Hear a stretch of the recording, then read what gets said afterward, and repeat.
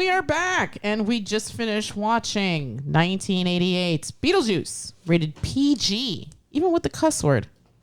Rated PG with a runtime of 1 hour and 32 minutes. That second one was longer, right? Probably. Yeah. This comes to us from director Tim Burton with writing credits to Michael McDowell, Larry Wilson, and Warren Skaaren. This is currently streaming on Max and Roku Channel, but also to buy rent on Prime. This stars Alec Baldwin and Geena Davis as Barbara and Adam Maitland. A nice young couple. Well, yeah, I guess a nice young couple who are doing a staycation and at their Connecticut house. Their lovely home on a hill. Yeah. Looks like they're renovating it, making it look all nice and pretty. And they run. It's not ugly. It's not ugly. It's just ugly. An old house. It had all this beautiful wood. The way wood. they renovated it made it look ugly. The way the Deetzs renovated it. Yeah. Yes, the Maitlands had a nice, charming house. Yeah. And then when the new people moved in, they made it look ugly. They did make it look ugly. I hated the wallpaper. Yeah, was that wallpaper or was like just spray painted to look? I don't know what they did. They just it looked like a bad nightclub. It did look like a bad nightclub. Yeah. I feel like this movie is how old now? There's no need to say spoilers. This film is from '88. Yeah. Everybody knows what Beetlejuice is. Yes, exactly. This couple who goes on an errand and they die. That's that. The stupid dog makes them go through a bridge and they end up falling into a river where they drowned. And they're dead. Yep. And then they slowly realize that. And then they come to grips. They learn that the afterlife is a huge bureaucracy. Why should it change? They learn that they can never leave the house. If they do leave the house, they end up in some sort of weird in-between desert place full of strange stop-motion animation sandworms that will devour them. And then, I guess years later, the Deetzs family moves in. Oh, they said it's months. Oh, it's only 2 months? Oh, yeah. All right. It felt like years. Why did it feel like years? Because I think, well, whatever. They went into the desert, and they said, she was like, how long... You've been gone for like 2 months or something like that, or that's how long it took to renovate the home. They went through the doorway, they drew the door, went through, and when they came back, it was 2 months later. Oh, okay. No, I should say 3 months. Okay. Cause remember the lady said, "Oh, I've been waiting 3 months for you guys." Oh, okay, all right. To give the skeleton key. You got the better memory. All right, I'm going to go around the table and get impressions. Olive G, I would like to start with you. What did you think of this Beetlejuice?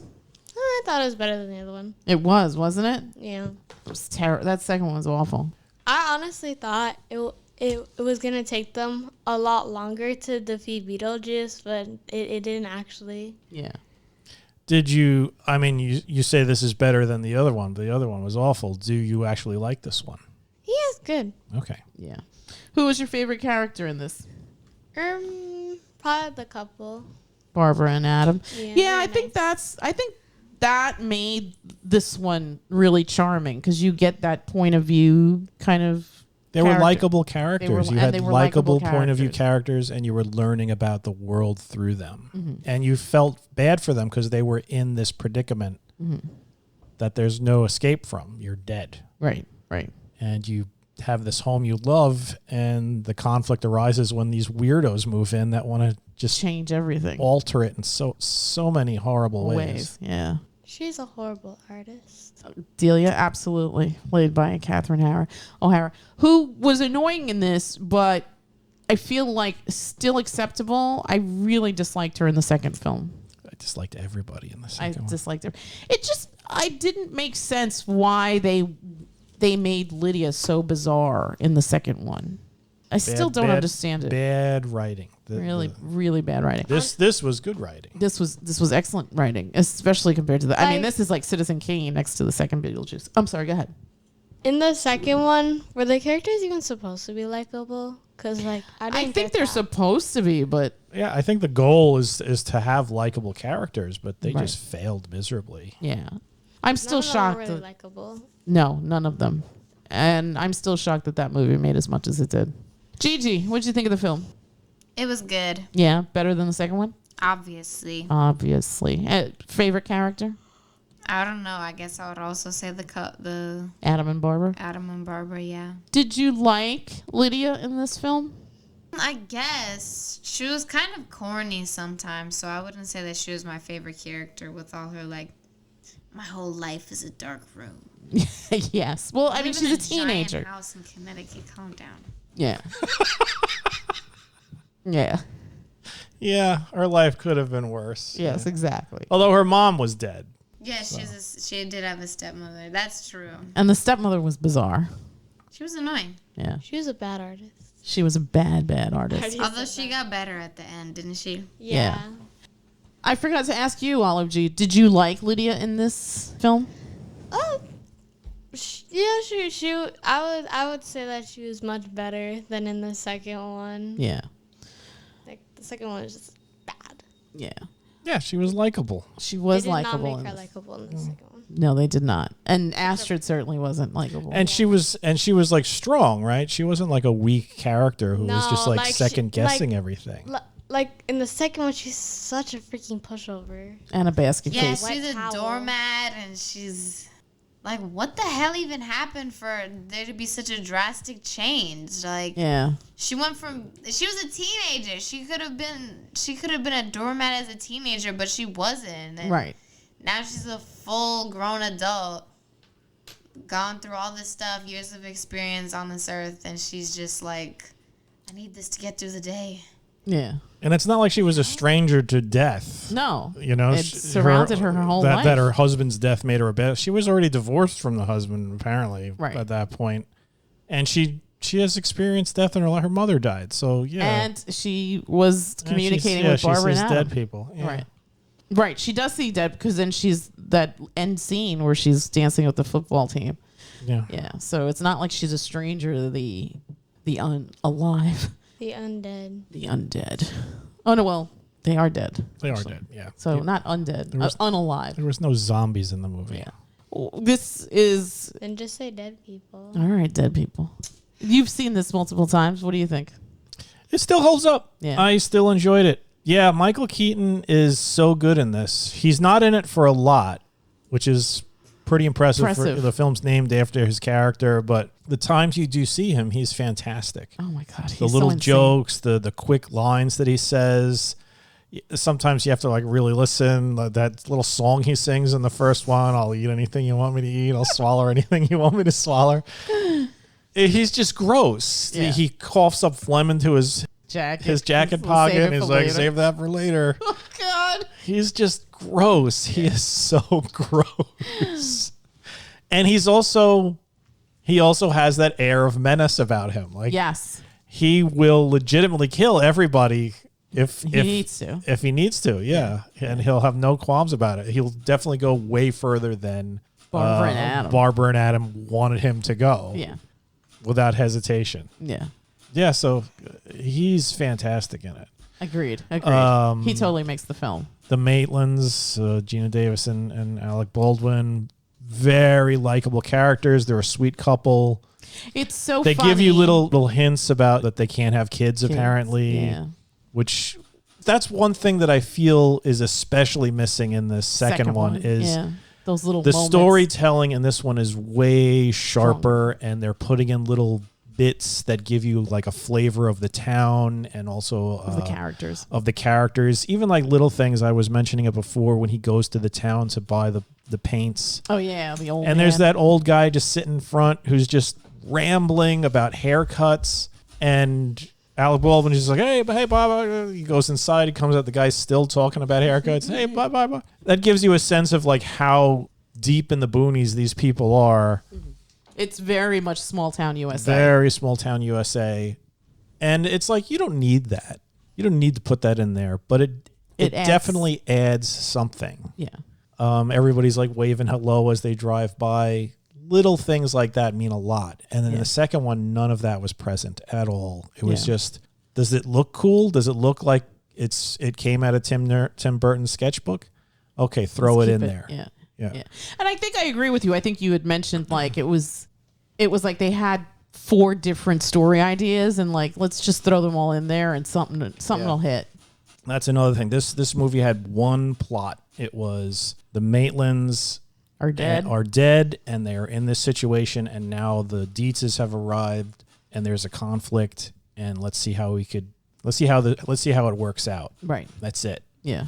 There wasn't any other stuff going on. There wasn't a secret bride or a secret serial killer or a secret con man or a secret TV detective. A TV detective. Who's on the case. Yeah.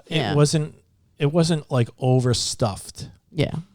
Yeah, there was too much happening in that second one. Yeah. It was like a Christmas present that's all wrapping, and when you get into the inside of it, it's just like a turd or an old sock. Yeah.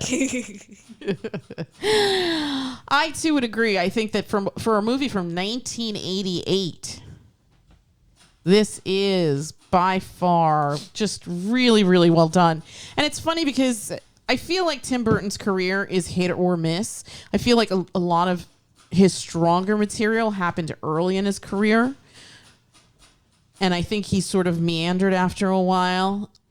And I don't know. Like, I didn't really watch that Wednesday show, so I don't really, whatever. And I really disliked Beetlejuice. And I think we saw the live action Dumbo, which I think he directed with Colin Farrell. And that was just okay. So, and then I don't even remember if he directed that. I thought he had. I thought that was. Maybe. I don't know. I thought that was his. But to me, he's definitely. I feel more, like he's owned by Disney now. He's more miss than hit for me, and I think he gets a lot of forgiveness because he makes stuff glossy and pretty in a certain aesthetic. Like it's like you're like, oh, that's a Tim Burton movie, and he has like a dedicated fan base. Yes, it's like people will go see that because it's just sort of like, oh, I like dark, spooky things, and Tim Burton is the dark, spooky aesthetic. It's just that's how it is. You know what? Thank you for mentioning that because I think that transcends. I think people like us that grew up with his films, there's that sort of nostalgia. So I think that's another reason why this second Beetlejuice movie did so well. But I also think that, to your point, the aesthetic speaks to a certain demographic or a certain audience. And I could see, like, if I was a young teenager in this day and age, I think I would basically be who I was in high school, which was kind of a goth girl. And I think that this kind of filmmaking and this kind of storytelling would very much speak to me. I'd be very curious to know if I was a teenager right now, if I would have liked that second Beetlejuice movie, because present day me hates that second Beetlejuice movie. But I also grew up in a different time, and I grew up kind of immersed in old cinema. So I am all about storytelling. I am all about tell me a story and make it good. Yeah. So And I feel like there's a place for other types of storytelling, but for me anyway, because that's the way I grew up, that's what I want to see. And this film from 1988 does that really, really well. Like you said, it's one story. They stick to the story. They're all likable characters. Even the unlikable characters are likable because there's this sort of humanity. There's this absolute humanity, flawed human beings, like what you mentioned about Otho, where he was like, I can't, right? Yeah, he couldn't stop it. And even somebody like Delia, who's kind of a monster, but not, I mean, she's just weird. She's pretentious and she's weird, and she thinks that she's a better artist than she is. But I think deep down, she's not a bad person. You see that she's very committed to her marriage, to move out to the boondocks, to be with her husband, right? So, and I think the trade-off for her is, oh, I have this new canvas, I have this new house, I can tailor make it. If I'm going to be stuck here, then I'm going to, obviously my husband makes money, so I'm going to take this house and it's going to be my new art project. Yeah, it'll be the art center of Nowheresville, Connecticut. Exactly. So everybody, even though not everybody, but even the unlikable characters, there's something to like about them. And again, Lydia herself is a strong character. I mean, she comes across as typical teenage angst, whatever. But she's also very likable, and she's a strong character. So it was kind of jarring to see her played so differently now. Yeah, I think the more we forget about that sequel, the better. Although it did so well, there's going to be a third one, and God only knows what terrible crap will happen in that, because God only knows. Usually the writing doesn't get better. It doesn't. It's too bad, because again, this one is still really good and really strong. So yeah, it's kind of disappointing, but then be the breaks, I guess. At least we have this in cinema history, and I agree with you. I think you had mentioned Michael Keaton's in it like maybe 15 minutes, 20 minutes. 15 or 20 minutes. His he scenes are very few and far between, but the rest of the story is so strong. It all gets tied together very nicely. And Danny Elfman's ridiculous music doesn't bother me. Well, back then it was fresh. It was new. Yeah. Now he's become a parody of himself. Yeah. Yeah. So that is funny. But yeah, I mean, I'm listening to it, and you hear it, but it didn't piss me off. Like, it's funny, when we were watching the second one, in the beginning, I was like, there's that stupid Danny Elfman music. You know what it is? Because when you hear it put into stuff nowadays, and it's the typical bum, bum, bum, bum. Yeah. You're just, all you can think of is, that's the Beetlejuice music. Yeah. Or that's the Batman variation music. Of it, yeah. It's vary it up, man. I mean, he's done other stuff where he's done other stuff where you've been like, that's Danny Elfman? Kind of, yeah. But this is sort of like, I would say 75% of everything that he does when he's commissioned. Body of work, yeah. Yeah. Just make sure you got that big bump, whatever that horn is. Yeah. All right, I'm going to go around the table and get numbers. I'm going to start with myself. I think from start to finish, this is a really good example of storytelling, and in spooky season, something that can be enjoyed by the whole family. There was more cursing in this than I thought there was, because it's rated PG. They drop an F-bomb and an S word and maybe like one or two other extra curses, but it's still, I didn't feel like it was gratuitous. No. So I think that you'll hear worse just walking down the street. Exactly. I think from start to finish, this is really excellent storytelling. I think the set pieces and the costuming all come together really well. The characters are all fleshed out very well. I don't think there's a lot of minutia here or waste. I think the story gets going from the start. You know exactly what's happening, and it moves at a decent pace. An hour and 32 minutes is not a really long time, and I think that this story holds up even after all these decades. I am going to give Beetlejuice from 1988 an 8. What say you? I would also give it an 8. Okay. It's for every reason that you just stated. Everybody's performance is fantastic. The writing is strong. It's tight. One story. That's all you need. One good story. Told well. You don't need 80 B stories strapped together. Yeah. This isn't like a subprime loan. This is ouch. This is good. Yeah. So yeah, 8. Gigi, 1 to 8. I mean 1 to 10, sorry. I was also gonna say 8. Yeah. Was there one thing about this movie that you liked a lot? I like Lydia's wardrobe. Lydia's wardrobe is the shit in this. Yeah. That hat and then that veil that she wears to move in was spectacular. I like the veil that she wore when they were like eating takeout for dinner. She wears like later on in the film, it looks like fishnet or whatever. I didn't like that one that much. Mm-hmm. But I like the first one. It was all like lacy. It looked like it had patterns in it. It felt very Victorian, right? She felt like a Victorian Gothic heroine. Yeah, I agree. Olive G. What say you? 7.5. Was there one thing about this film that you really liked? Not really. Not really. This is not terribly scary, right? Yeah, no. No. You think if your friend said to you, "Hey, Olive G, could you recommend a movie? What would you recommend? Beetlejuice?" Sure. Yeah. All right.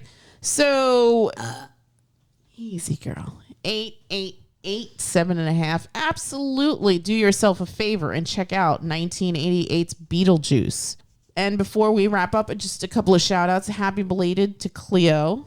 And this episode of the podcast goes out to KT and Wolf. Happy belated anniversary, you two crazy kids. And with that, we will bid you all, Good night. Good night. Good night.